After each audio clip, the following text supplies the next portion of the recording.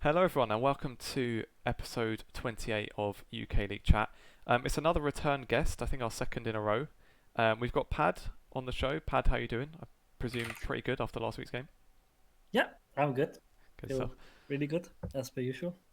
Wicked. And yeah, so you're only our second return guest so far, and a lot of time when we've had people on for the first episode, we've kind of, gone back a bit and talked about, the kind of history in the UK scene, like we did with you last time, and talked about being on Phelan and MnM. So that kind of thing we've kind of already done, so I don't think we need to cover too much of that. More focused on this current Tricked roster and how well you guys are doing, and kind of sort of against the odds, I think, for the analysts. I don't think it's so much against the odds for us. I think we were, not to try and big us up, we did actually back Tricked early on. It seemed like we were the only ones that did. But yeah, to start with, I just wanted to know sort of how the move to Tricked came about, because obviously you kind of ended up finished time on MnM just as the NLC was coming around. So with the NLC merger happening, did you just think you'd stick around in that scene, or was there any offers or Yeah, any yeah. thoughts to go elsewhere? Or? Right after MnM, I went to Dark Passage for a while without you. Mhm. And while I was there, I was kind of like deciding what I wanted to do. I was in talk with Alex from MnM and Dan and Cal, and I was being told that I was always welcome back there. Like really good. It's probably my all-time favorite organization. Is just one of those few orgs where like the owners actually get involved on a day-to-day basis, make sure Mhm. that they check up on you. Like you don't just get messages when you win, like when you're losing. Like I remember on multiple occasions Dan reaching out in particular saying, you know what, like this loss is tough, of course, but I still have full trust in you, and I know you're with your capabilities you can turn this around. So going back there was always and is always an option for me. But I out of nowhere I had like a lot of offers. So I got the Munster offer as well to join them as a positional coach, and I was in pretty deep talks with them for a while. I was doing the Dark Passage thing and was considering maybe I'd take a Turkey split, but after being in Turkey for one split and seeing how the level dropped, it's just like lost interest really fast, and even trying to approach that. And then while I was in talks with Munster, Tricked reached out. Um, and I was really hooked on Munster for the longest time because like my role there would be positional coaching, which is like a different role than what I've had before. I usually have a head coach role, and it's been a slow learning curve. Like I'm getting better every split, right? But I have never had like a head coach to learn from. I've never had anyone like just straight up share knowledge with me, like you do this way and this way and this way, right? Like I've learned by just continuously failing as a coach and not being good enough, or like stumbling something away, and then taking the defeats as a learning tool, right? And that's good, but I was really looking forward to doing that. That would have been with Ferndog as a head coach as well, so like former LEC coach, and with John like the performance coach as well. Like there was a lot of good stuff going into Munster, but we couldn't settle on a contract like in time enough, and I had just moved the apartment, so I needed a contract like at some point in May, but because of Corona and stuff like that, they just couldn't produce said contract. So at the same time, I was talking to Tricked, and Tricked was also an amazing opportunity, but I would have to go the head coach role again. And initially, I kind of didn't want that because I wanted to try something different. But Tricked has a collaboration with Danish schools as well. And when I'm not coaching, I'm a teacher. So there's like just a natural synergy and a natural stepping stone for me to step into the educational world of Denmark, Danish esports as Mm-hmm. well. Um, so I could have ended up in both Munster and Tricked. And obviously in Tricked, I got complete and self control over my roster. So in the end, I'm really happy that I ended up here. Yeah, it was a pretty wild off season. Sounds like it. And To be fair, like I knew that you definitely had complete control of this roster as soon as I saw Soft and a Chew in there. I was like, yeah, you've definitely brought a Chew back. Like I feel like you're taking a Chew all the way up wherever you're going. You know, like, you're like it's like the Yeah. new and I like look Harry Redknapp, great. Nico Crancher of League of Legends.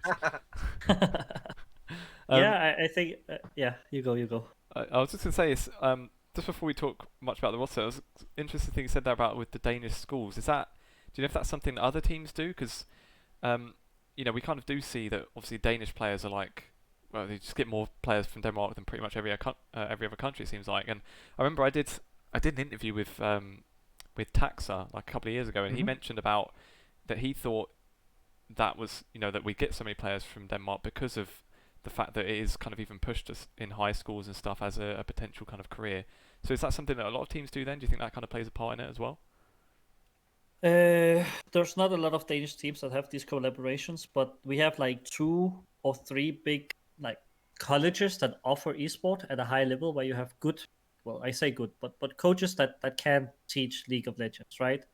And from there, a lot of the Danish players we see on the amateur scene and even higher up in NLC or whatever, they come through there. So like there's a like we have such a good infrastructure for esport in Denmark, and we have such a unfair advantage to a lot of other countries, because I remember back when I went pro in League or wanted to go pro in League, and I took a year off. I was in second year of high school out of 3. I only had half a year left, and I just said, you know what, this is not for me.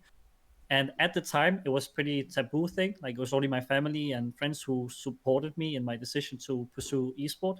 But 1 year later, it was the norm. Like 1 year later, it was like accepted, right? That people were investing hours upon hours, like delaying university educations just for pursuing this. So I think that in Europe and like probably even in Scandinavia as well, like Denmark was so far ahead at normalizing esport as a career. And I think that's the biggest thing, right? Because that meant that more teenagers got more playing times, right? It meant that since we were now considering it a career, we were already looking to establish coaches. We were already like, we have so many clubs in Denmark, like the esports clubs, where you can do League of Legends, Counter Strike, whatever. And it's not high level, but you get coaches, so you get into the habit of being in a team really early on. You get into a habit of being taught in esports really early on. So you skip a lot of the steps that players that I played with when I was a player skipped, right? Like I didn't skip. So like, how do you socialize on a team? How do you communicate? How you're a good team player? How do you like? How does your system 1, system 2 work? How much knowledge can you absorb, and when can you absorb it? All of these things are kind of like just given to Danish teenagers, and probably they don't even think about how big of an advantage they get off of that. But I'd say that the infrastructure is really broken for producing esports talent. Makes sense, if they've got that much help. And I think we have Frumi in the chat even just saying that that Den Voxney is in one right now. So exactly. It obviously helps. Well, even if you think of him, he kind of came around with that amateur team, and well, not amateur team, but like not with an organisation, that EBJY Brotherhood or whatever, and slotted in straight away. So that makes sense. Good bit of insight. Let's move on and talk a bit about the roster itself then. Tom kind of mentioned there that you've clearly had a big role over it. I think, was it Wise or you've played with before as well? So it's like bringing the whole band back together. Yeah. Yeah. So what was your kind of thought process when you were making the team then? Because when we did our kind of tier list and we were looking at the Tricked roster, the one player we were almost a bit surprised to see was Sof. Not saying that he can't play at this kind of level. We were just a bit surprised. It wasn't, when we were thinking of the kind of top junglers from the UKLC. Honestly, it wasn't someone that kind of came straight to the front of your mind. So, what was the thought? Was that did you always kind of think that he could step up at this level? Because clearly, he's been playing well and results are going good. So, it was obviously a good decision to have him in the end. So, what were your thoughts behind the roster in general and Sof in particular? So Sof in particular is for me like I don't know, he's like my mongoloid child, right? Like so much potential, but a bit of a he's just so British sometimes, I feel like. Last split was really hard for Sof because we changed playstyle in the middle of going from off season into new split. We changed playstyle, and my approach to coaching at that point, I was too assumptuous in Sof and Chimera being able to adapt to that playstyle without me having to invest like a lot of extra hours into teaching them fundamentals in set playstyle, right?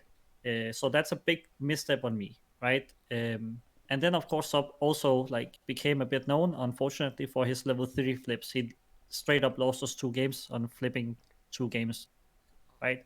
So yeah, he didn't have the best reputation from last. But what I saw in scrims, in personal drive, in mechanics, in like potential, didn't change at all. Like yeah, he's a bit of a mongoloid sometimes, and even now still he is that, and you really need to like sometimes arguing your case for him is not enough. Like you need to hit him a bit in the head, and then he understands, right? But what Soft really missed, and what I knew that if I had a off season, and I did have a long off season with him where I worked with him throughout him trialing, right, not just for us but for other teams as well, was that he is so good, but he needs to take more command. He needs to take more agency as a jungler. He needs to be a bigger voice in the early game. And then he also needed to recognize that big voice that he was, that big jungler he was in the early game, was not always the case in mid and late game. His role understanding was really poor, and it showed through, especially last split. So that's something I worked on a lot. But in my mind, there was not really ever a doubt that Soph was going to be our jungler after we didn't get Max. And I was also always upfront with Soph about that Maxi was my first priority this split, simply because he's, well, he is more experienced as a jungler. The farming jungle style has been in meta for a long time now, so it hasn't actually been Soft's like preferred meta for a long time either. And that means that I was upfront with him from the get-go. We wanted Maxi. If we couldn't get Maxi, he was always going to be second choice. And then he ended up being our second choice, but a really good one. And that was, I guess, I tried out maybe 2 other junglers, but I tried out Aesthetic, I remember, but Aesthetic is very reliant on having a team play around him. And I didn't want a jungler that was reliant on having team play around him. And you would have I wanted ended a up with jungler. Monk mid probably with that as well. Yeah, that would have been awful. Oh shit! I would never do that. That's illegal. I think it's interesting though what you're saying with Soft, because when we were doing our tier list, the one thing that we were kind of saying was that like Soft is mechanically like a good player, but sometimes he did lack that consistency. I felt like when he was definitely playing, obviously through scrims you know a lot more, but he was one of the actual junglers which we did question a little bit going into this, and it's shown that, to be fair, and this is what I love about it, when you slate these players sometimes or say these things, when they prove you wrong, I prefer it that way. And you kind of look at how he's played, he's looked a lot more kind of in control a lot more through the game. And I believe that, like, I was looking at the stats throughout, and in terms of junglers, he's got the second highest KDA. I think it's only Dan who's on more, and that kind of shows. Yeah, I think that only shows kind of how much more he's developed and changed, and kind of it feels a little bit like when Kievo was with Barrage last split, when all he kind of needed was kind of like that team around him. Because Kievo was always known as he's a good player, he's just not got that team, And then Barrage last split came and he kind of had that. And it feels a little bit like that with Soft, that kind of things are starting to kind of click of how he kind of wants to play and the players which he wants kind of around him. Which I find really interesting. It's good because it shows that sometimes you could be a really good player, but it kind of depends on what you do outside of just being a good mechanical player, and there's loads of different factors behind that. Yeah, both like team constellation, personalities on the team as well. Like last split, we struggled a lot with having like a consistent voice in mid and late game. For me, drafting was hard because we had Mumus and Chimera, right? Like, and we couldn't flex any picks. Like, I couldn't flex Aurelia, I couldn't flex Aatrox, I couldn't flex Akali, I couldn't flex anything, right? And now you see on this split, like I'm flexing Azir top, you know, like the difference is massive.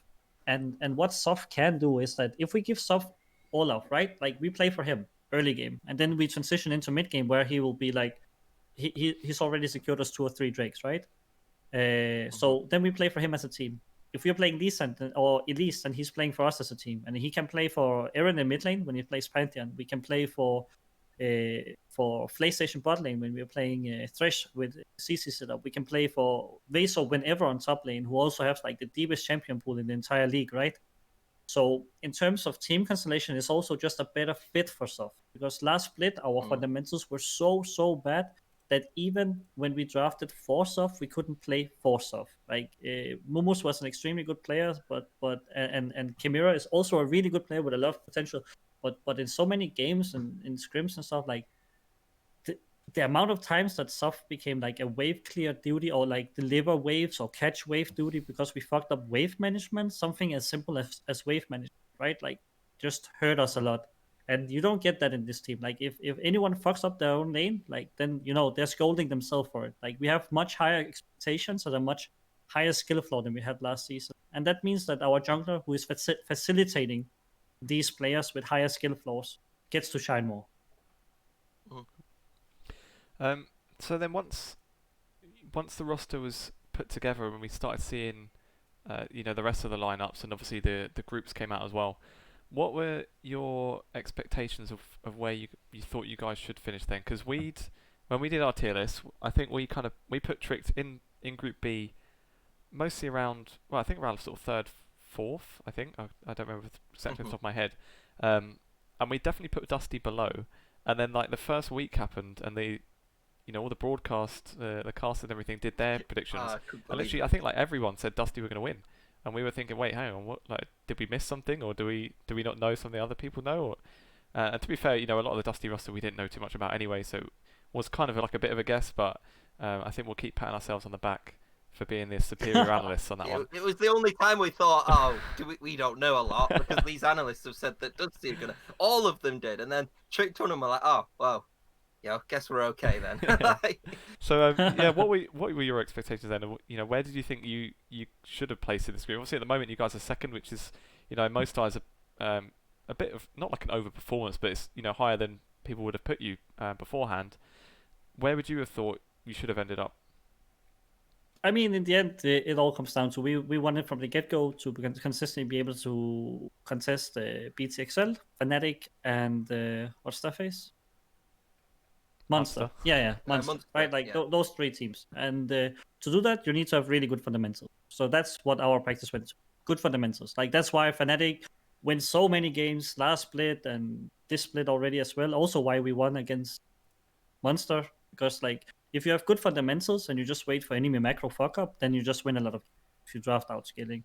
And you see Fnatic do it over and over. Like you see Dan just completely taking over game by just superior juggle and pathing knowledge. While his laner, like even when they're playing fucking Volibear, right? Like they're not hard ganking. They're not like they're just chilling. They're just waiting for one or two openings in mid and early game, like in early and mid game. Then they punish those 1 and 2 moments, and all of a sudden your timer is gone.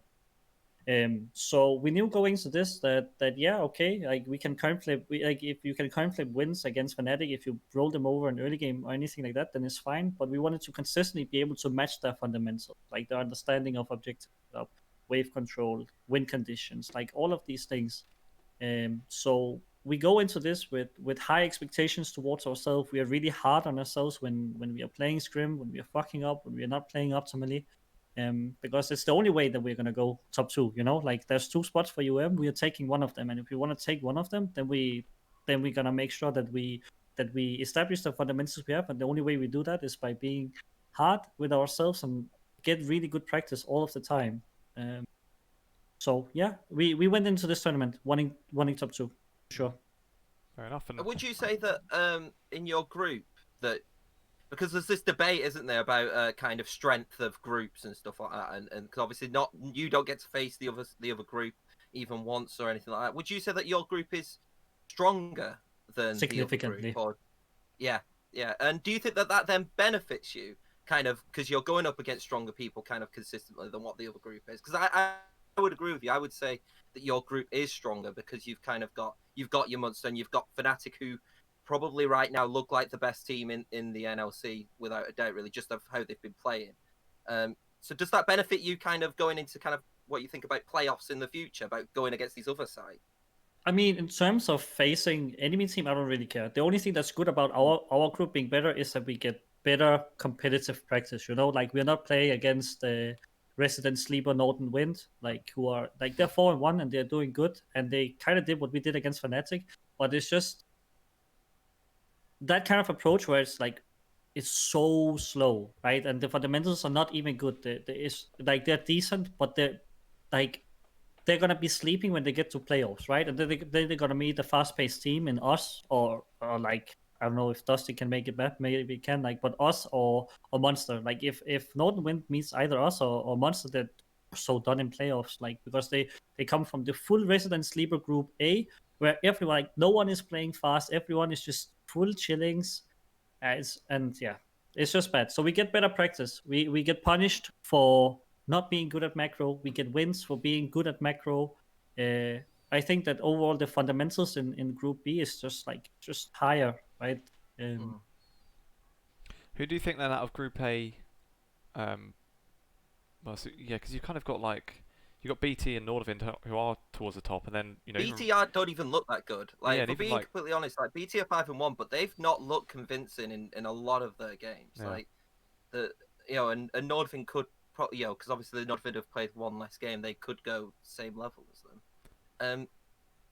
Riddle look like a worse Munster at this point, where kind of like individually, like the good individual players, but kind of the teamwork isn't there. Just Munster look like they're just a little bit better than Riddle in that extent. But yeah, BT's probably the best one in my opinion, Group A. But like I said, like compared to what they were last split, like they haven't looked at like anything of what they've looked like. But then they've said that they've been trying different things, and I guess you can only find out what their full strength is then in playoffs, because it is kind of a risky game to keep trying and testing things, because you don't know actually then, are you really good with the meta picks if you're not picking the meta pick or doing the meta style when it comes to playing? So there's that risk and reward with it, I guess. Yeah, I mean, I think BT, they just ramp up. Like, they're a good team. They got good players who knows about fundamentals, who can execute it, who has a lot of playoff experience as well. I think Riddle is by far the biggest disappointment, and I think that like you can look a lot at the drafts, but like I've been very outspoken about, like people have been saying, "Oh, Smeagol is drafting bad, this or that." Like it's a team effort drafting. At least it is for me, and it should be for every team. For me, that draft, they're not just bad. Like they're disrespect. Like I just don't get what the thought process is. Like what was the game? They lost against Godsent, and they blind pick Karthus when they know C-Boy can play Shyvana. And it's just so disrespectful. Like they come in, and this is exactly the attitude. I never want to work with that, right? So you just go in, and they're like, okay, we have 5 better players. Like it doesn't matter what we draft, doesn't matter what we do, we just win. We just win off of our talents. We don't need to do anything. We just go in and win. So you make yourself like the favorite, and then you completely play into the underdog card over and over. And I think like hopefully for round 2, like they'll take a deep look in the mirror and recognize that the way that they approach competitive right now, and maybe even scrims, I don't know how their mental or attitude is in scrims, but the way that they approach the game right now is gonna get them like not very far in NLC, and they were supposed to be like top 4, right, like up there with Munster, Fnatic, Excel. And they are not looking like a team like that at all. I was going to ask you about their Annie mid pick, if you thought there was any any benefit in that. But is that like a similar? Do you think that's a similar thing, that maybe just a bit of disrespect and just kind of picking whatever, thinking they can win with it? The thing is, right, Sepix has like 230 games on Annie. He's his most played champion. He's 63% win rate in solo queue with it. So I think it's just a really big comfort pick for him.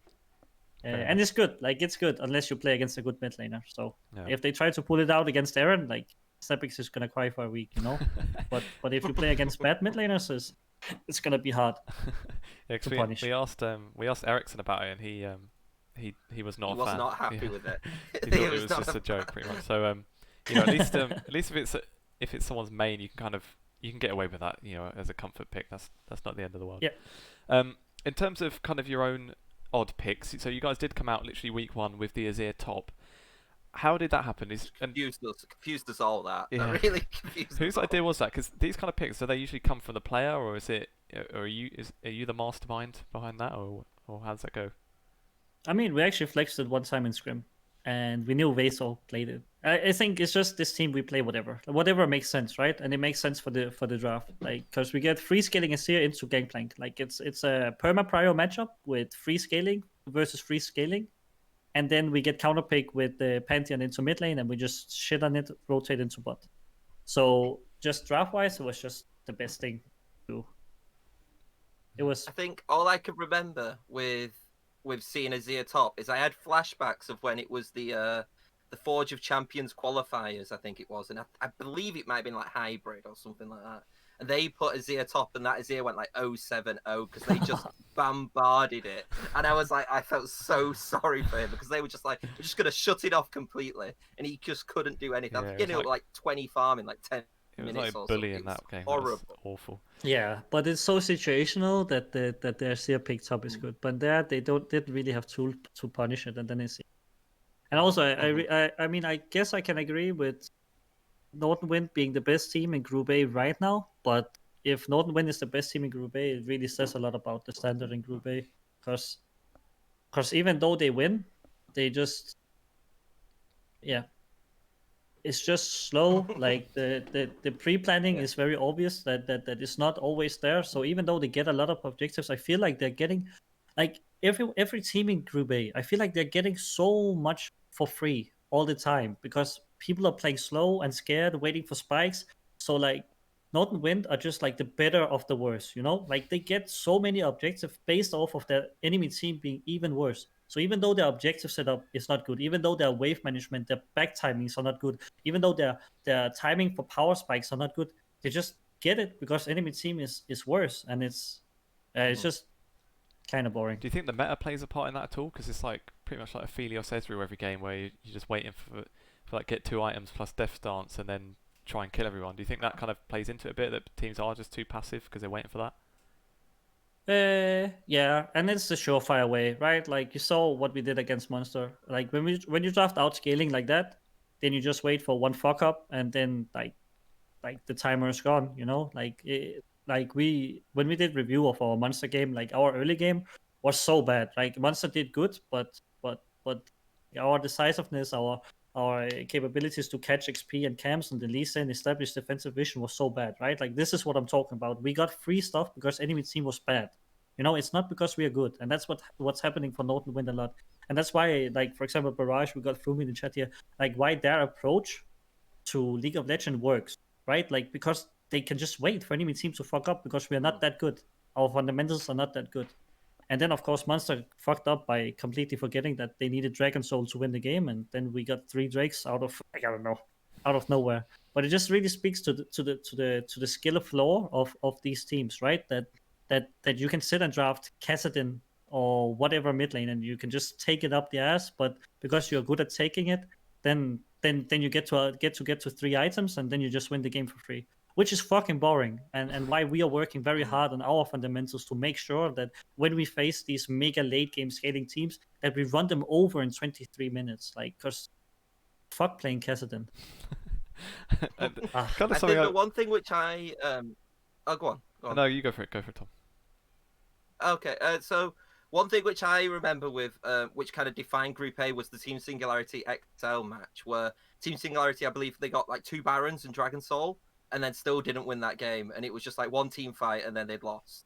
And that kind of defined what I thought Group A was. The fact that and yes, it was Team Singularity against BTXL, but I kind of said, like, how can any team really not, get 2 Barons, a Dragon Soul, and kind of not win that game? And because it was very much like they were just trying to go for little victories. Then eventually XL just won one team fight. It was the massive Rakan ult, and I believe it was Volley Bear as well, or something like that. And they'd won the fight and they won the game. And it was kind of like, how did that happen?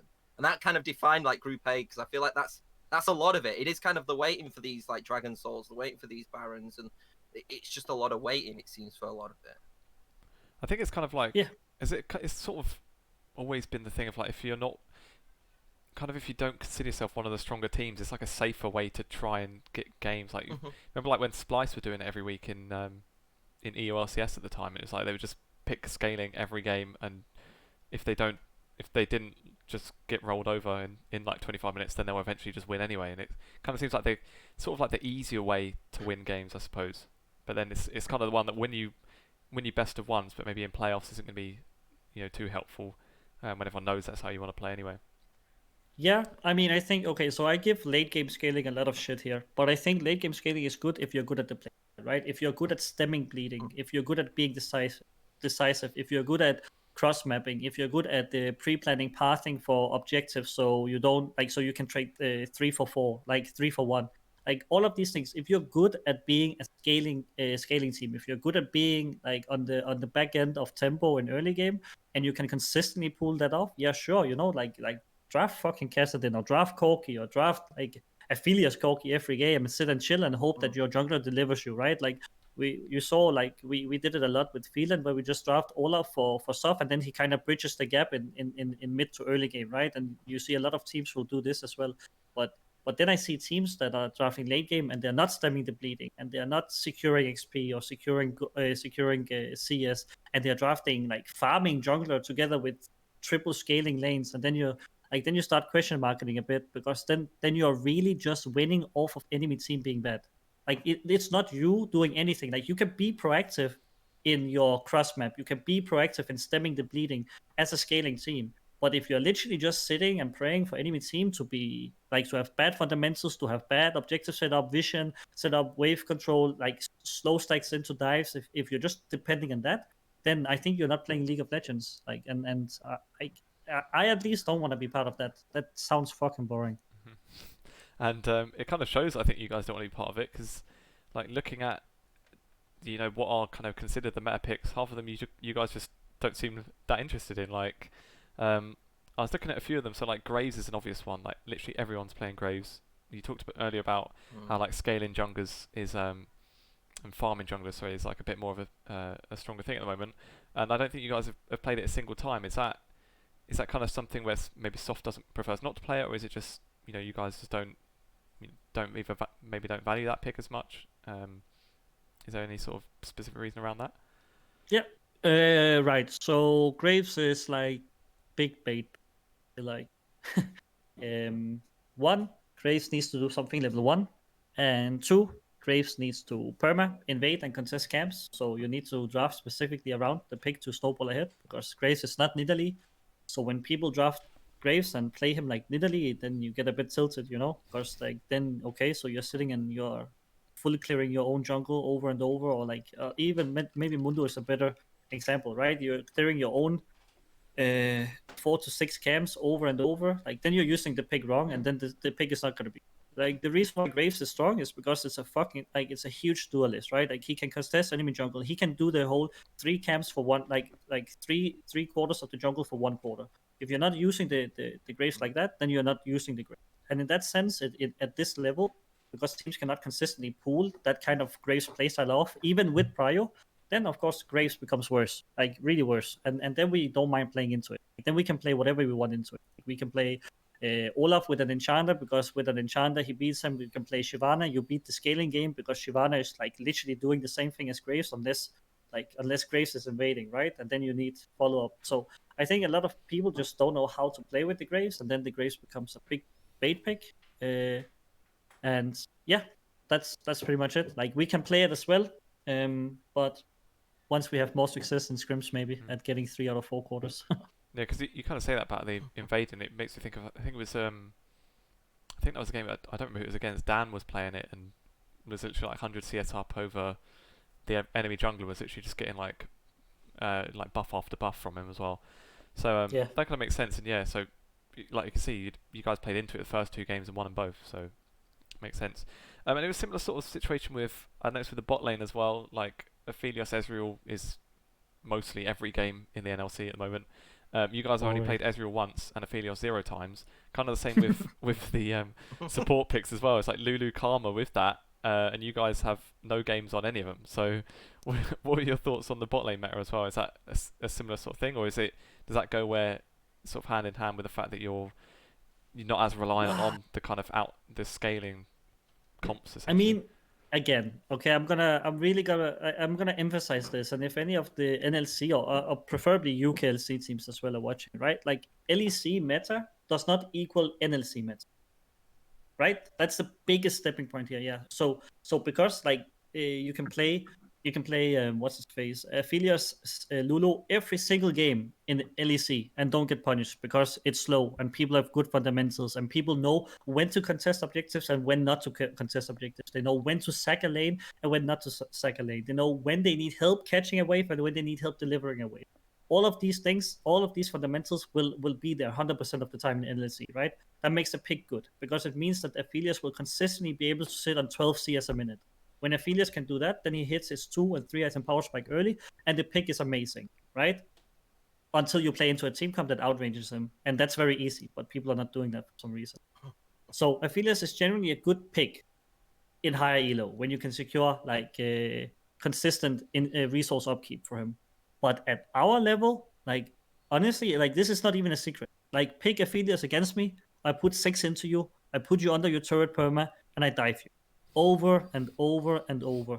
And then I outrange you in mid game, and I outrange you in late game, and I draft a mid laner that will do exactly the same thing. And then all of a sudden, you're playing Aphelios into a CS6 on like 100, like 400 years outranging, and it doesn't matter if you're 200 years broken because you're never gonna touch anyone.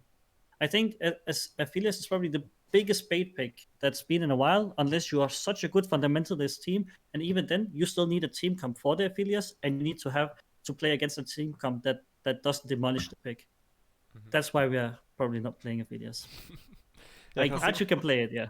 yeah, I can see you guys So like. is it kind of like you've got to learn kind of these, because so the counter argument I would say is that possibly like, isn't it good to kind of still try these champions to try and learn those fundamentals to kind of develop from that?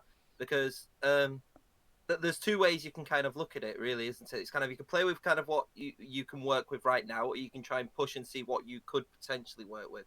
And is that kind of what you develop kind of through scrims, and then you kind of say, right, we're up to this level, we'll do this kind of comp, or do you kind of just look at, well, let's see what our opponents do, and then we'll try and just basically beat them, depending on how we feel like their fundamentals are?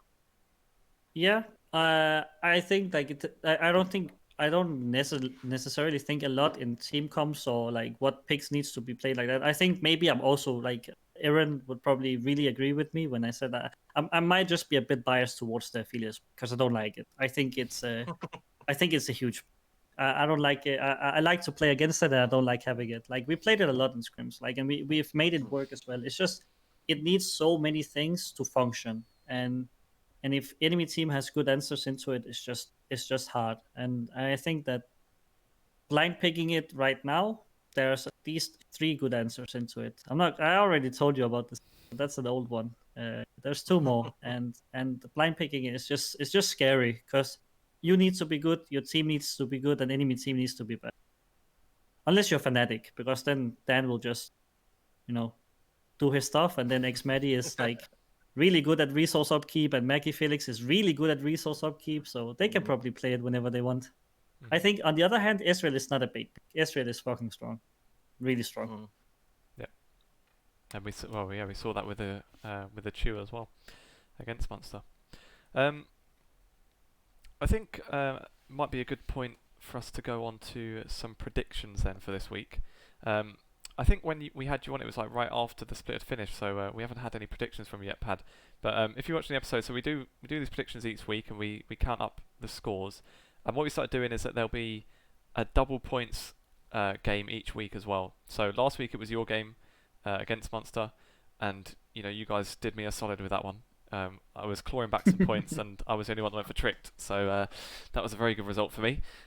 This week we're going for a bottom of the table scrap for the double points. So we've got Godsent against Singularity as the double pointer. Huge game for the bottom of that group. But yeah, let's start with the first week. And what we'll do is, as we go through each of these games, we can kind of get your thoughts on some of the teams as well, and how things have been going. So the first one is Singularity against Nordavind.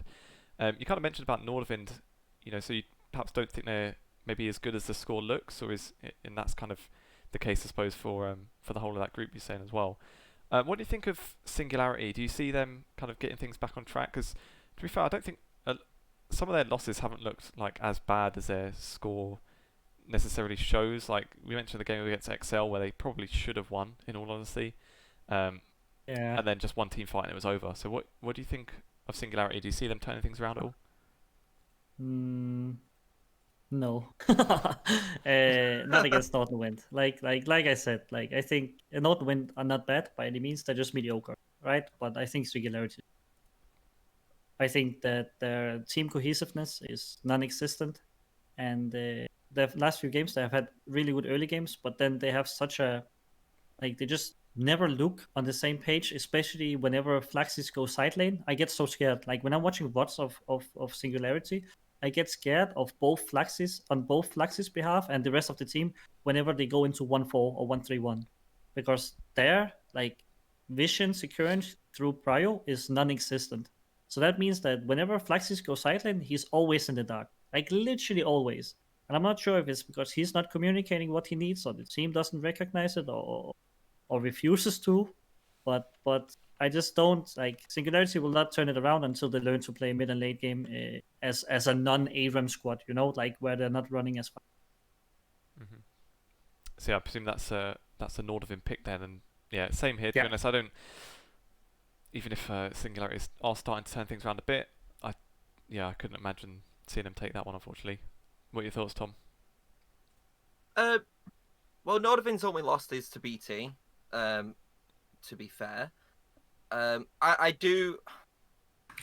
It's kind of unfortunate because I actually think that Singularity have looked better and better, and they've tried to do their best throughout it. And I feel like it's kind of been one of those where maybe the schedule, if it was the other way round, like if the schedule was the other way around, kind of what would happen. I actually think that they wouldn't be 0-5 with the way they've been actually progressing, but they've kind of just had harder opponents, I think, as it's gone along. And teams which have kind of got to know each other a lot more. They are the if there's any round of a doubt, they are the best 0-5 team probably out of the two groups. But yeah, I think it's got to be Nordavind. I just feel like they, while I've not been like I have been impressed with them, especially in the group. To be fair, and I actually think that they are right now. I would put them above XL, despite Nordavind losing to XL. Yeah, I just think that there's a skill gap, and I do think it is Nordavind. Yeah. To be fair, I can't go for Team Singularity right now. But I feel like if they do lose this game, they need a 2-0 this week, is what I'm basically saying, because I feel like this is do or die for them, and so that could be a reason for them to actually, to push on and get this, because if they go, even 1-5 at this, would it be 1-6, I believe. Yeah. That's probably not going to be enough for them, in my opinion. So, to carry on. So I do think that they actually do need to go 2-0. Yeah. But yeah, I think it is Nordavind. Fair enough. Yeah. And then game 2, we've got Fnatic against Barrage. Frumi has just asked in the Twitch chat, those watching live, if we could please vote for Barrage.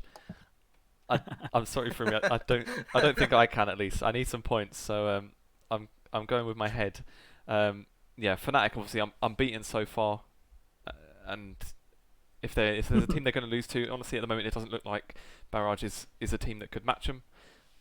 So yeah, I'm going Fnatic for that one. I don't think that's a huge shock. Anyone, giving in to Frumi's pressure there?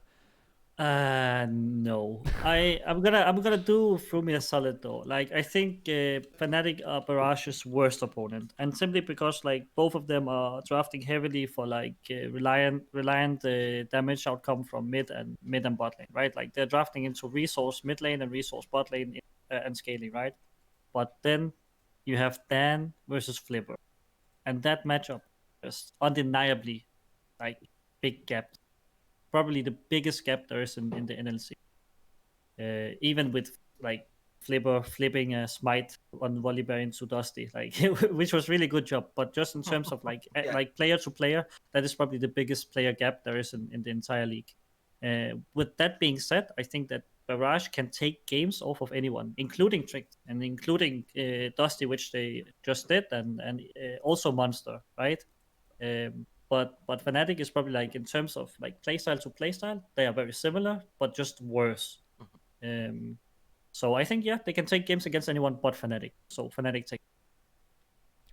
I'm getting to the point where I don't think Fnatic are going to lose the game this split, and this is the first time I've brought it up because I don't want to see it, but I feel like this might, especially in the groups, this may be one of those times where I'm thinking, is this just going to be a full sweep for Fnatic, which might not in the end in the playoffs might not prove to be well, because we saw what happened with XL when they went undefeated and they kind of got smashed, reverse swept, but I'm gonna go for Fnatic. Unfortunately for me, I feel sorry for Barrage in the next couple of weeks because they come up against Fnatic, Tricked, and then I believe Munster. I believe it is. But then in the last 2 games they've got MnM and Dusty. So I think if they can get 1 win out of those 3, I think it's really good. I think they're a top 4 side at this point. I think they're stronger than Dusty. I think they're stronger than MnM. Definitely stronger than MnM, unfortunately. But yeah, I think I have to give it to Fnatic. You're catching up on me, Lee. So I can't be throwing away some picks. Cool. And then what is the point, by the way, just out of interest? I think I'm 2 points behind now. Let me check. Our guests are definitely in the lead, so pad the pressure's on to keep it up. Guests have 28 points. You've got 26. I've got 24. So it's closed a bit. I done well last week. You didn't have the strongest week, Tom. Oh, actually, you got 6 out of 9, which isn't the worst. I got 8, and Ericsson got 7. So yeah, tightening things at the top there. So then game 3. Actually, to be fair, I think day 1 this week. I reckon we're all gonna have the same predictions anyway, so it's not gonna move too much. So because game 3 we've got MnM against Munster. Pad, what are your thoughts on how MnM are going? Because obviously we've seen the changes now. Barcode's perhaps been been really unlucky, I think. Really unlucky. He's made way for Monk to go back to ADC, so that experiment's done. But even beyond that, they've not got an out mid laner really. It's Kakan. So he's. I think they mentioned that he played mid before, but obviously he's not been playing mid recently. So yeah, he has played mid, but it's not the ideal choice, is it really? Like, I mean, Barcode, I feel so sorry for that guy, but I also heard that. But in all fairness, I heard he's a shit personality on the team, so maybe I don't feel so sorry for him. But he was supposed to go to Munster, but then Unforgiven became available, and then he kind of had nowhere to go, so ended up with MnM as ADC with Monk mid lane, right? Like, how are you ever gonna look good there? Like, I think it was hard for him, and I think like unless can MnM make more changes? Because I think they need to. Like right now, they have an analyst support, they have Monk ADC, they have a top laner and mid lane, they have Aesthetic is actually good. But again, like I talked about, I was considering Aesthetic like for a long time. He's not bad, right? But he needs a team that will play for him. Like what Aaron would be perfect for Aesthetic. Like no, actually. What Maggie Felix would be perfect for Aesthetic. But what Monk is, and maybe what Kakan can be, is good for Aesthetic because he's reliant on teams wanting to play for him. So he's allowed to play Kindred, Nidalee, Cardus, all of these heavy invade style farming junglers that can take over the game by themselves. But with the current lineup, Aesthetic is not being facilitated. When Aesthetic is not being facilitated, he looks bad. Simply because he's not good at playing the non-facilitating style. Or it's not his preferred at least. So, yeah, MnM, bye. I love MnM, but it's just, it's rough. Then what's the offer they need for you to do like a Phelan special and switch teams right at the end and get them into playoffs? For me to get them into playoffs, fuck. Who is the top laner now? Weaker. Wecco? Oh, shit. Oh, is it Weaker? I don't think he's bad. I mean, it's hard, right? Like when I came into Phelan, like a lot of the UK scene again, it was just like the fundamentals, right? The fundamentals were bad, and in this league, the fundamentals are mediocre. So it's way harder to come in and turn things around. Because even if that team, like, I'm not sure, like, only way is you accelerate the aesthetic. Like, you make him your win condition every single game. You draft for him, you play for him, and he gives you wins. And then you put Monk on scaling, non-interactive champions. Like, you put him on Ezreal, Aphelios. You don't put him on Senna or Tristana or like anyone that has to do anything interactive with other players. Like, just put him something that where he can use his mechanics on 3 items, because that's what you need. And also Especially, something that doesn't need a lot of jungle attention. I imagine, especially when you've got your analyst playing Cho'Gath support, then maybe you want something that you can just do by yourself. Yeah. Yeah, unfortunate one there. So they're against Munster then, to kind of get us back on the predictions. And Oh yeah, sorry. no, that's fine. What are your... Well, you kind of gave some of your thoughts on Munster then that... actually, I don't think you did cover Munster much, did we? So, what do you really think of Munster? Because I saw... well, the only thing I wanted to say about the Annie pick that they did, but yeah, we kind of covered that. So, what are your thoughts on Munster then in general? Because they've also not really looked kind of similar sort of thing with Riddle, like Tom said, that they've not quite looked as strong as we really expected. I mean, yeah. Sorry. No, that was it. So yeah, what are your kind of thoughts on their strength at the moment? Right. Their strength is good. Like, I like the fact that they try to play early game and all of this. Obviously, against us, they completely butchered the Drake setups. I'm not like, don't get it. Like, how it's so bad when you have LEC jungler, LEC support. It's just fundamentals like that. When you're an early game team as well, like recognizing that win condition should just never clip. Like, that should never be a thing. And then I think the team constellation is a bit hard on them actually, because like, yeah, they have Maxlaw, who's an early game ganking jungler. Like, he likes to impact the early game a lot. He doesn't play a lot of the farming jungler, but that means that you have an early game jungler, right? Like, so that's early game securance until he meets someone who can match him, right? But then you have full support top laner. So even when you give him counter pick, you end up, what was the counter pick? It was really funny. They did like Aatrox as 5th pick into something that wasn't even that good. Like, so Shikari is like people keep saying that he can play strong side. He can play strong side. I haven't seen it. So until I see it, I don't believe it. He's weak side player. He's isolated side player, and he does the role really fucking well. And then you have Sebix, exactly the same, right? Like, he's chilling. He's full chilling. So he's not moving the map. He's not going to invade level 3. He's not going to go dive bot level 2. Like, that's not what he does as a player. He's a resource upkeep mid laner. So you have 2 upkeep laners that's not super proactive. And then you have, like, your supposed, like, hyper carry in Unforgiven. So all of your money is on Maxlaw being able to transition you from early into mid game, and then Unforgiven taking over. I think we're gonna see some difficulties with this constellation of players moving into playoffs. I don't think it's the top 2 team. I think they're really good, but I think just based off of the players, unless they really buckle down on fundamentals and they keep playing this early game style, which I'm in love with, and they can consistently, when they have Dragon Soul win condition, get Dragon Soul, then, they can go top 2. But if that doesn't happen, then they're definitely, well, most likely not going to meet top. Fair enough. What are our thoughts then of them against MnM? I think, even with those problems, I shouldn't imagine they'll have much of an issue with MnM, without perhaps any more changes that may or may not happen still.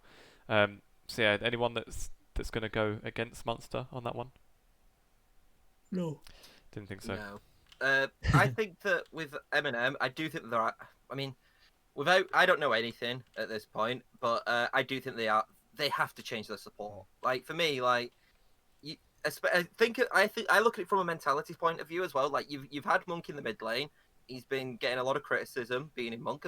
Half of it's rightly so, to be fair. And then he goes to kind of bot lane, and then he's kind of got a support who, let's be honest, isn't up to the quality of what even, like, he's not a support, just as simple as that. So you would hope that they've been scouring and looking for a support. If I had to I'd pay any amount of money to get Prosper, but I don't think Prosper would ever do it. Like, but just someone, just something who's had a bit of experience, who's maybe played in the UK scene or the Nordic scene prior, and just get someone kind of who can stabilize that bot lane a little bit more. Because right now they don't look strong enough, and I think at this point it's going to be trying to, let's make a side which is strong enough to not get relegated, and unfortunately I think that's what it's going to look like. It's kind of like, let's see, let's not lose our spot this split. It's try and build a squad and trying to use these kind of last games to build that at this point. But Yeah, I think Munster, yeah. 100%. I think they just built for relegation at this point, like, so they avoid like when they go the relegation match, they have a lineup that can win that, because there's no playoffs hope for them, right? Like, is that right? Like, can they, if they go 5-0 maybe? I think if they go 5-0, but they could. But again, it's another one where this week could end it for them. I think they have 2 games this week, so they could go, 0-7. So that'll be it. Yeah. So moving on then. We've got the last game of day 1 is you guys Tricked against Dusty. I'd imagine we'll be tricked across the board. This is the same game that we had week 1. Like we said, we were the only ones that said Tricked would win anyway, and we were right then. And the difference between Tricked and Dusty looks, is even more obvious now, I think, having seen halfway through the split. So I don't think there'd be any change. It's not on my side anyway. I'd imagine you guys would take that one, and I doubt you're going to bet against yourself either. No. Didn't think so. I mean, Dusty are in a bit of a weird spot, right? Where they kind of tried to draft. I mean, Vega V2 thingy, the coach, was in the chat throughout the last game, and he was just perma talking about draft and how they had drafted like LEC way so far, because he's used to drafting LEC for Fnatic, and then it doesn't work at this level. But then we kind of see that it does work. Even drafting Aphelios that I'm against, but it does work because fundamentals are not bad. And then they comes like completely other direction there. He didn't take the flame well at all. Like, people were saying draft. There's one difference. guy that really had it in for him. Like, his name was Balenciaga Glasses or something like that. Yeah, exactly. Yeah, exactly.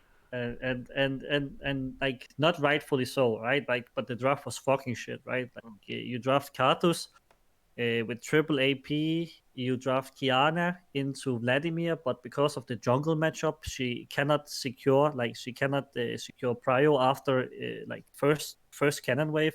So it's just like there's just so many things wrong, and then he would sit there in the chat and like defend it over and over and over. And this is season 10 draft and stuff like that. So I think as a team, probably they don't have an identity right now. Like, they don't seem like a team that have any kind of identity. And at the same time, I really feel for them and Vega as well, that his team has kind of lost 2 games off of bad level 1, which is the worst nightmare, right? Like, I lost 2 games last split off of level 3 flips. So losing games level 1 is gonna hurt you so much, because what are you gonna take from a loss like that? It's like, okay, let's do the bot review. Oh, we lost level 1. Okay, let's not lose the game level 1. Like, there's not much of a learning experience from that. But as a team, I think that we are probably the worst team for them to play against. Like, wait, who do they play? They have top lane, Coincidence, Razor matches him. Then they have Chilm, who is like farming jungler. Yeah, you cannot really play farming junglers into us. It's fucking hard, at least, unless you're really good at it. So I think Dusty, as like we talked about the Fnatic and Barrage thing, I think Dusty just have a really hard time into our players and play style and draft, like especially draft as well. But it's a good team if they find an identity, if they find like a purpose, like a direction. Then sure, they can bounce back. Hopefully not against us, but like, they have the players to do it. It's just it hasn't looked good so far, Tom, what are you going for then? I think it's interesting. I think it's interesting because I've constantly, I mean, unfortunately, been kind of saying, like, I feel like Dusty just aren't interesting to me, and I've always wondered why, like, this team, like, even like MnM and even Singularity, like I found something kind of from them, and I think you've hit the nail on the head. I think it is like the lack of identity. It's because you don't really. I could not say what that Dusty side really is, or at least with even like MnM and with Team Singularity, you can kind of at least see where they're trying to go with certain things. It may not be the right way, but at least you can see that they're attempting things. Yeah, for me, it's got to be Tricked. I don't see. I possibly don't see Dusty winning another game this split. I feel like they are slowly getting a little bit worse, which is something which I didn't expect to see. Where I would have thought that maybe things would start growing and they would find that identity. But I think as long as they don't seem to be gelling as well, and then there's this kind of issue with once you're losing, are you just going to keep losing? Like I think they've lost 3 on the bounce now. I think it was. So yeah, so they've lost 3 in a row now, and I just feel like that might just keep continuing at this point. Well, we'll see then for their second game. Given who they're against, we'll see if that's still the case. But yeah, so moving on to day 2, then we've got Nordavind against ENCE to start with. Tom, you're on a roll with ENCE now. They're your best team apparently. So I predicted ENCE to win 5 times out of 6. But it is what it is. I don't know why, because even in the tier list I rank them like C tier. Like, I feel like every game I'm like, yeah, no, I think ENCE have got this one. I think that. Well, it paid off last time. I can't go against Mummers. I can't go against Mummers. Yeah, so it's got to be, for me, it's... you know what, to be fair, this could be a close game. I genuinely think this could be... Because I think ENCE have looked a lot better recently. And this depends on how good we think Nordavind are, and this will be a good test for them. If they can dominate this game, whether it be through slow or through a quick method, for me that kind of sets actually where Nordavind are and how they are, because the ENCE are a good benchmark team, I think, right now. I do think that they will be one of the sides in the playoffs over Godsent, to be fair. But I am gonna go for Nordavind in this case, because I do think that Nordavind actually are a good side in that group, but I could easily see ENCE winning that game. I'm not gonna lie. Yeah, I think they, unless I think it's gonna be an Ericsson gap that game, because Nolte has not looked like Nolte looked kind of good on what lineup did he play on last play? Envision, right? Was it? Yeah, Envision. Yeah, yes. He looked good on. Yeah, it was. Yeah. Yeah, he looked good on that lineup, but he's looked really off, and I think that he's been my biggest sinner for why I don't feel like why they're only a mediocre team. And it's because it feels like, even without listening to comms or anything, just watching the map, watching the gameplay, I feel like there's a lack of agency in his role, right? But you also have really quiet players on that team. Like Momus is a facilitating communicator. He's not a demanding one or commanding. Same for Ericsson. Ericsson is an amazing player, like great skill flow, high skill ceiling, but his communication was one of the things that at least when I had individual talks with him during tryouts, that was his worst area as a player for sure. Then in bot lane you have Chrisberg and Bebop Bully, where it's again, it's just the Xmati story, right? Like Chrisberg is literally just Xmati. You just funnel gold into him and you hope that he will carry. So if Ericsson shits on Simpy, I think it's Simpy, I think his name is maybe. I believe it is, yeah. If he shits on him and allows Chrisberg and him to then outscale once again, so they have outscaling mid ADC simply. Oh, sorry, yeah, simply. So if they can do that, and then they just went through ADC and mid lane, like any scaling team does, right? But their approach is boring, and Mumus is just perma weak side player, just turned into a Shikari, and Bebop Bully is probably a little bit worse than Bravado. Ericsson's really good, but worse than Maggie Felix, and Chrisberg the same, right? Slightly less good than Chrisberg. So it's like a budget Fnatic, except that Nolte is way worse than them. Damn. So yeah, so not as quite as a clean sweep as it seems, even though we'll go for an all of him. But Oh yeah, I don't think I said mine either. So yeah, I'm going for Nordavind as well. They do generally look stronger at the moment, but with ENCE beating Riddle, that was kind of sort of against expectations as well. So who knows? Maybe they'll come out with another one, or maybe not. Now that Tom's not going to get points from it, so we'll see. So then next game. I think then. the only time I checked it. The only time where I didn't vote for ENCE was against Godsent. And I don't know why. Out of all the games which I said ENCE would not win, it was against Godsent.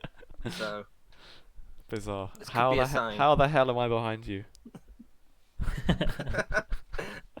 Anyway, so the next game we have then is Godsent against Singularity, the game of the week, the 2-pointer. So I've being at the bottom, I've got to go for something on this one. So this for me, this is where Singularity turn it around. Godsent, they started off as this group of mates that they had the synergy, so they had the head start and they got their couple of wins. They've dropped off now. Everyone's catching up, and this is the time Singularity are going to finally win a game, and I'm going to get 2 points from it. Is there anyone else that's brave enough to match that? Godsent 6. I don't think it's, I don't think it's that bad. I don't think it's. I think Team Singularity are going to win this game. Really? Honestly. Yeah, no. That was one of the ones which I was like, yeah, I'm going to go. That's why I wanted it the game of the week. So I was like, oh, everybody's going to go Godsent. No, genuinely, I don't think Godsent have looked good since like week 2, really. And Team Singularity are slowly getting better. This is a game which, honestly, I think is quite coin flip of how it can go. I really don't think it's going to be a fun game to watch. I don't know if it'll be a fun game to watch for the right reasons, but it'll be interesting to see how it goes. I feel like this could be one of those games where if one team gets an early lead, the other team just tilts, and that's game over kind of thing. It feels like that. But I think that's what happened in the last time they met, wasn't it? Because isn't that when was it Scoot who just died constantly? Oh yeah, Which he I went believe was 0-10 or something on Talia, right? Or Yeah. was it that game? I think so. I think it was, or because it was close. It was right at the beginning, I think, as well, wasn't it? But either way, I feel like Team Singularity actually do look like a better side than what their scoreline says. So I would go for Team Singularity as well. I'm not gonna lie. This is where because Pad, this is where you're gonna go for Godsent, isn't it? And this is why we're losing to Guest, isn't it? Yeah, I think Godsent takes this for sure. I think if Migner remembers that he needs to have XP and CS, then they can win a game maybe. Mm-hmm. Now I think they look better. I think as a team they look better. I think that the strong point for transitioning early to mid game for Singularity last 2 games has been Scoot, but C-Boy is just better than Scoot and has also been Godsent's strong point. So I think as a team they're better, and in the matchup that matters the most, the jungle matchup, C-Boy comes out ahead like a million times. Fair enough. So then, I'm worried now. Yeah, sweating now. I'm gonna be miles behind. So game 3 then we've got Riddle against XL, and yeah, Riddle have, like we kind of said, they've sort of dropped off a bit and definitely aren't looking like what we'd expected of them. And that was kind of shown, its best through the game against ENCE, where they would be the favourites, and yeah, it wasn't to be. And to be fair, I don't see them being much of an issue for XL. A team of XL's experience, still is the 4 of the 5 players that were so strong last year. For a team like Riddle that haven't looked that strong yet, I don't think it should be an issue for them. I'm going for XL. Is there any thoughts on that? Any differences? I think if Riddle starts drafting properly, stops disrespecting the opponents, stop blind picking fucking Urgot, then they can become the team that we expect of Riddle. Like, they have so many strong points, right? Like, you have, like, what I went for with my team were players that could play both weak and strong side, right? You have Baysor. He can play literally anything. I can put him on anything. If he has to be 0-0-0, perfect CS up in a 10, I can put him on a champ that will do that, and he will do it 10 out of 10 times. If I put him on a champ that needs to go 3-0 and snowball the game through lanes with ganks, he will do that. Dux is the same kind of player. Then in the jungle, you have Maxi. And Maxi's biggest flaw, and why, like, of course I said he was my first choice, but why I would say that he could why Soft can contest him is because Maxi is a ganking jungler. No, sorry, he's a farming jungler, but he's really fucking good at it. And then you have a mid lane. You have Senkooks who can play the LeBlanc and carry, but mostly he plays mages and he just secures prio for Maxi, so Maxi can do his thing. And then we have the bot lane, which is like the rotten apple on that team. Like outside of match fixing whatever league they're usually in, Riot, then they're just worse players than the rest of the team. You know, like they're just straight up worse players than Senkooks, Duxie, and Maxi. And that's fine because they're trying to make up for it by putting them on weak side on a non-resource getting champions, or like at least champs that doesn't need ganks to be set up, right? So I think that they're compensating through that fine. If they can get their drafts in control, and then they can actually start using Doxy more proactively as a winning point for the team, then I think they can beat Excel. Because Excel, like we talked about, they don't look that good. Like they honestly don't. So if Maxi Doxy can take it over with scaling champion mid that kind of does his own thing on Senkooks and bot lane not griefing, then I think it can be a very even match. But if they go in and they end another draft and they blind pick another Urgot, yeah, they're gonna lose for sure. Damn. I'm gonna go for Riddle because Riddle beat them last time, and you know, why can't it happen again? You know, at the end of the day, no, I know that sounds silly, but I think that there is sometimes, I think, a little bit of an emphasis when you're playing these academy sides, where I think a lot of players who are mechanically really good are more up for it. Like I feel like mechanically, like Riddle are a great side, especially like you said for like top jungle and even mid. And I do think that they can actually do something if they do get their heads together. I think they're actually a really strong side, and they will be disappointed to be 3-3 right now. Like they shouldn't be. As much as I've voted for ENCE, they shouldn't be on the same scoreline as ENCE. That is not where they would want to be. No. And I do think that BT haven't looked that great, and they've not convinced me enough to say that actually if these two teams run it back and Riddle perform as well as they did the last game, that the same outcome won't happen. And so that's why I think Riddle might win. Fair enough. Yeah. Keeping it interesting then. So Pat, that was XL for you, wasn't it? I just. What do I actually vote there? I don't think you gave a definite answer. Yeah, you kind of said like, oh, Riddle have got problems, BT have got problems. Like, I mean, give it to Excel because Riddle will draft Urgot again. Fair enough. All right then. Then we've got last game. You know, this could have easily been another game of the week, I think, as well. Dusty against MnM. Yeah.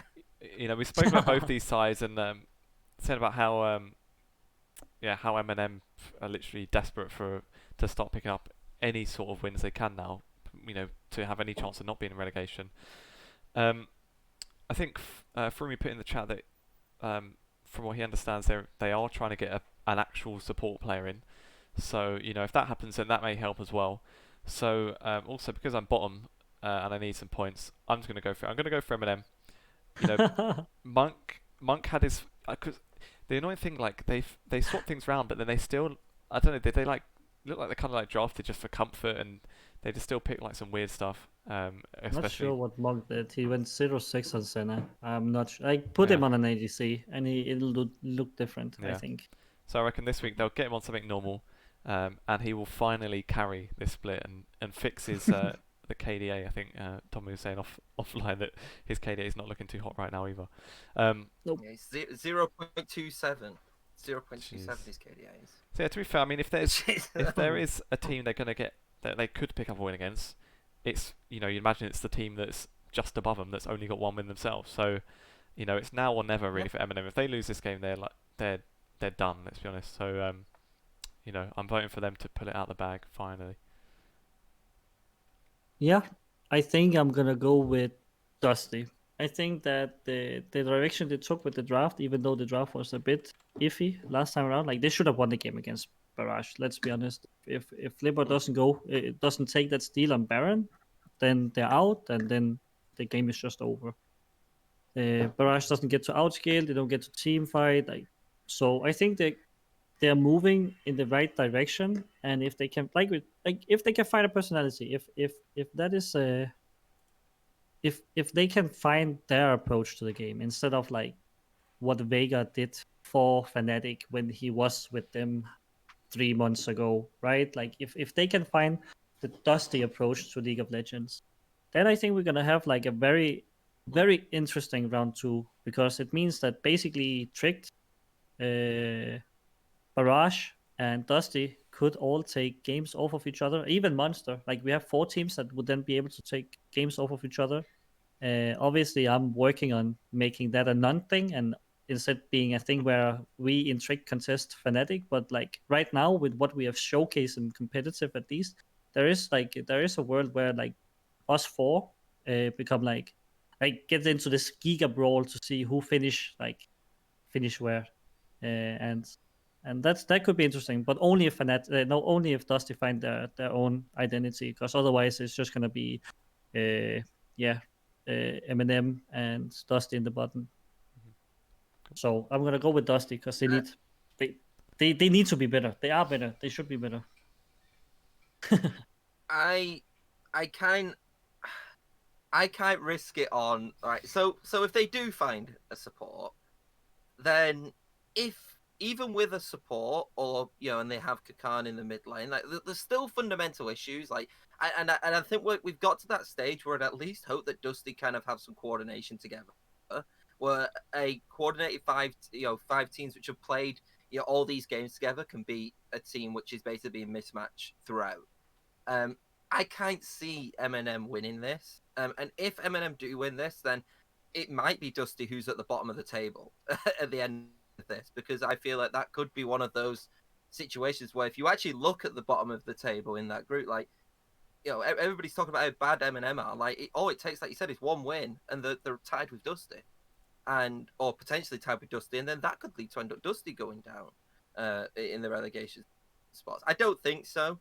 For me, I think that Dusty, while I've not ever been really interested in any of the games they've played, I do think that they will probably win this one against MnM. So, but I actually hope not. I do hope not. I hope not. I hope that MnM actually do win this, because I want this to be competitive. I like to see competition which are going through, and MnM as an organization that we've constantly said we've slated them, and then we've always said, but the organization itself is a great organization, and it is just a shame that they've took this risk, and it's just really not paid off. No, true. But it was I know from like Alex he was in a rough spot, because like so many of the players he was banking on, like it was this off season. I'm sure Frumi can agree to it as well in the chat, that this has been the most stressful off season in my entire career, because with the joining of UK and Scandinavia scene, basically means that every single player were up for grabs for every single team, right?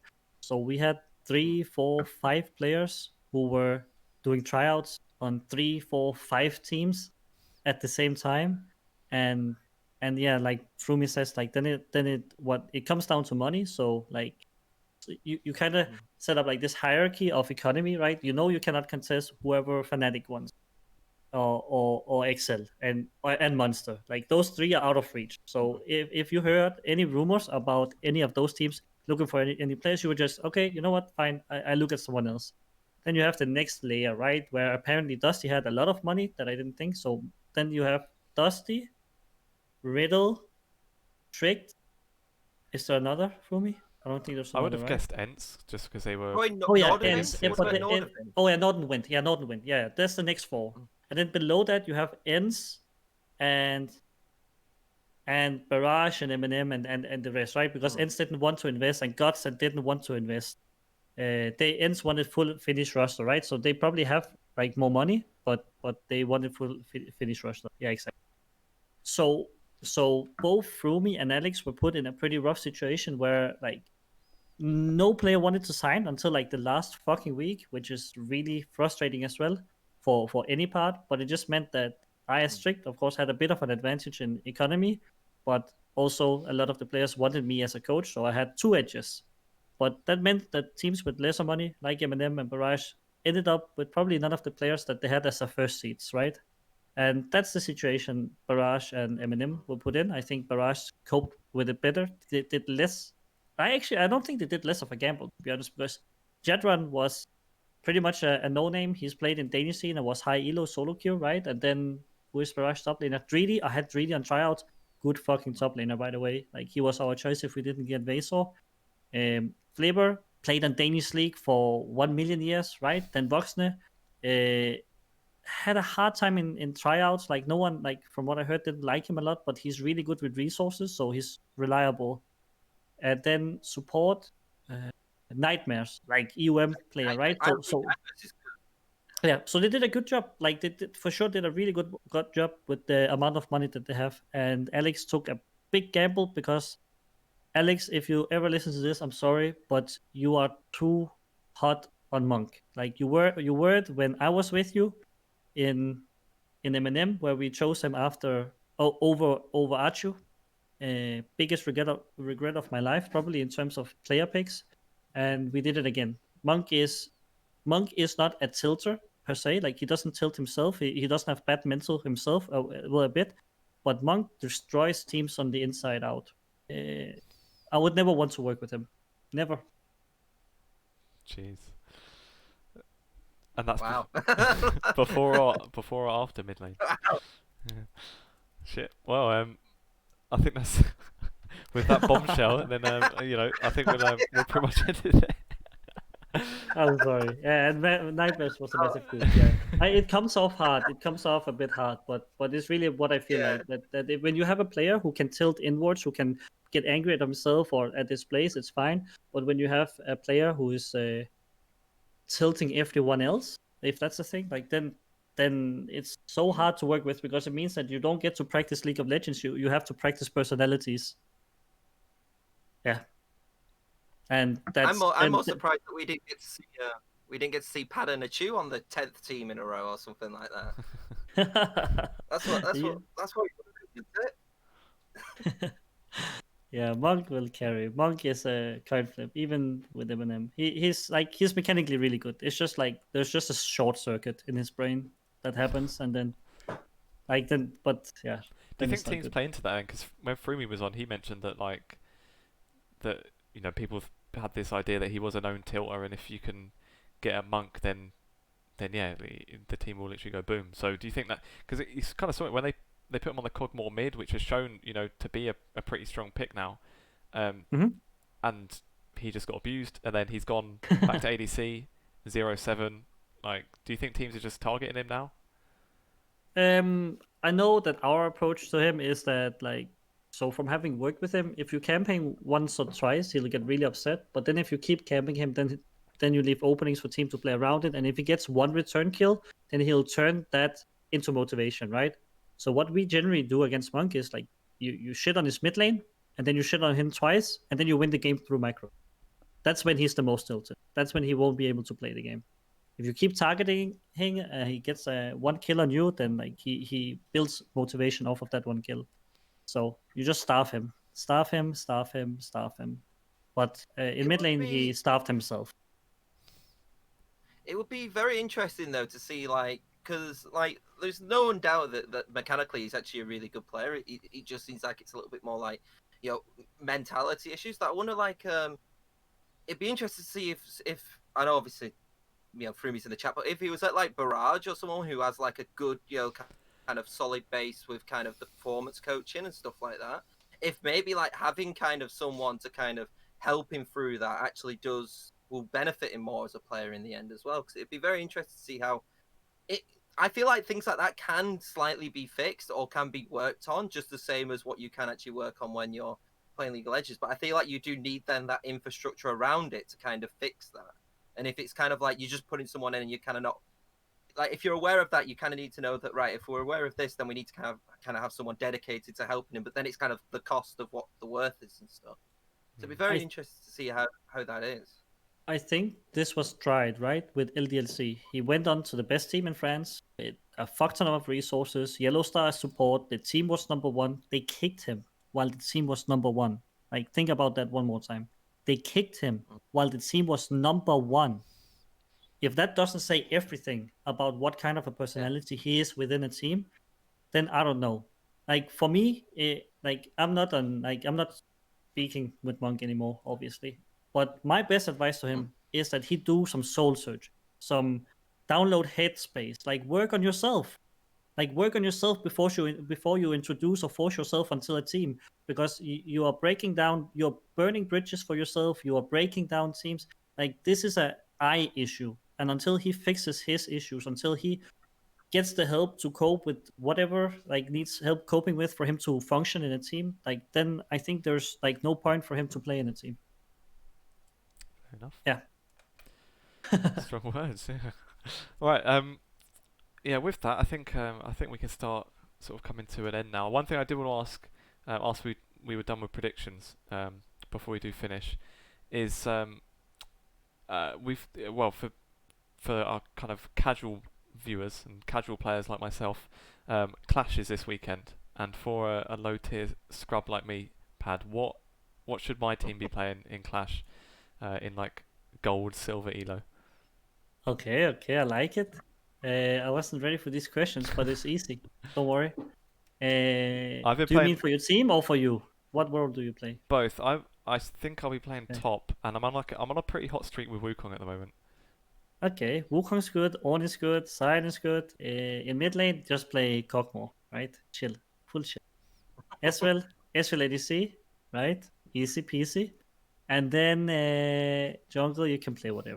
Like everything is strong in jungle. Like you're probably like at that elo, right? If I was gonna play jungle and go elo, I would play AP Shyvana every single game. And then you tell your team, you know what? If you get in trouble, you fuck up your wave, you die. I don't care. I'm hitting level 6. I'm not doing anything else. So yeah, on Wukong top lane, Situ jungle, and then whatever else. No, not Situ. You're baiting me through me. Shyvana. Farmland Yeah. Dragons with Shyvana. That's all you need. Get that soul. We can get him. Well, our jungle is like a Shaco one trick, so I'm not sure how well Good that's luck. gonna go. Good fucking luck. Well, I'll see how it goes. I'll let you know. To be fair, Wukong, Ornn, and Sion are literally like my top 3 in solo queue at the moment, so you know that works for me. Then I don't know how you're gold. Well, yeah, like I say, I'm on a good streak. I got to gold 2 Okay. today, so Oh, no stopping me now. I'll see you in NLC next split. nice. I'm coaching you then. Cool. All right then. I think let's call it there then. Let's wrap it up. Thanks for coming on, Pad. Yeah. Nice, a very good, honest guest. I think like Freemy said it in the chat as well. Some Always. spicy stuff there. So yeah, for anyone watching, I know we've had a few coming in and out watching it live. If you are still around about on Twitch, then feel free to give us a follow on there. If you're watching or listening later on, once we've uploaded this either on YouTube or Spotify, of course you can follow on there as well. And for anyone watching either on YouTube or Twitch, you can see our Twitters all on the screen as well. So yeah, feel free to drop us all a follow. And that's about it. Thanks for listening. Thank you.